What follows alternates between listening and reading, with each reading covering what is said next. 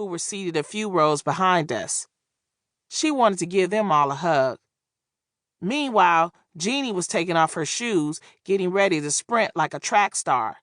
And Tam was busy kissing her husband, Adam, which is why you should never go to a award show with a date. I was the first one to make it to the stage. I clutched the golden statue, same award that I've seen Oprah Winfrey, Ellen DeGeneres, and Kelly Ripa win many times before, and looked out into the crowd. I had worked so hard for this moment of recognition.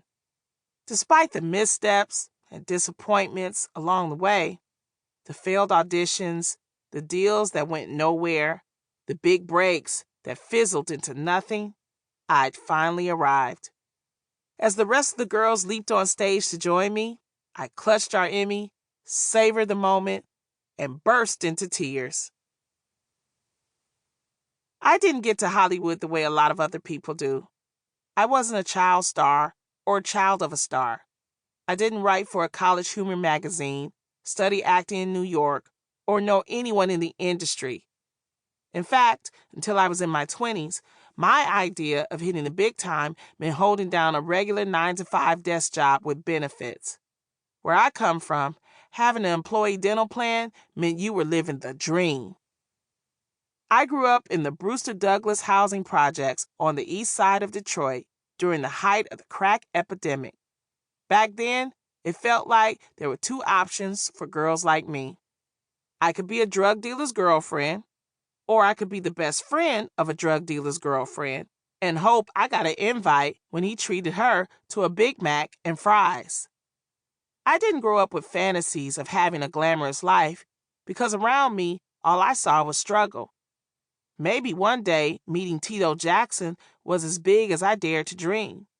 But that doesn't mean I wasn't doing everything I could to improve my circumstances. As a kid, I was always going the extra mile. When I joined the school orchestra in 4th grade and the music teacher told the class to pick an instrument, I didn't run like the rest of the kids to sign up for the violin, oboe, or even the sassy triangle. I picked something big, bold, and beautiful, the French horn.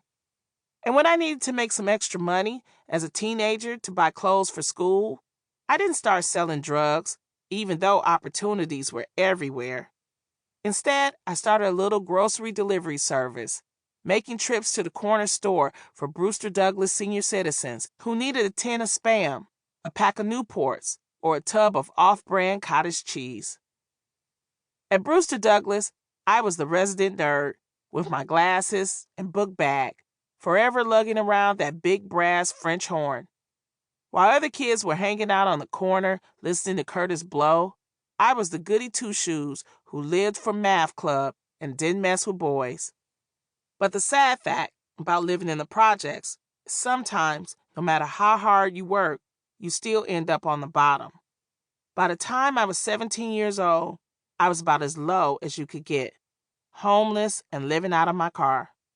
I remember crying my eyes out one night, curled up in the front seat of my beat-up 1979 Chevy Chevette. I was miserable. And not just because I had to sleep with a gear shift sticking up my ass. Of course, I'm not the first person to face hardships. Overcoming trials and tribulations is how we learn to get ahead. I discovered that getting out of a bad situation is one part hard work, one part luck, and one part divine intervention. I've been living in my car for more than a month when God stepped in and sent me an angel. Only this dude was disguised as a middle-aged man carrying a clipboard and dressed in a crisp button-down shirt because God is funny like that. My angel was named Mr. Arnold, and when I was feeling most hopeless, he was there with a guiding hand, showing me what was possible and setting me on a path to a better life. I went from living in my car to getting accepted into college. Ultimately, I made my way to California, where I started my comedy career.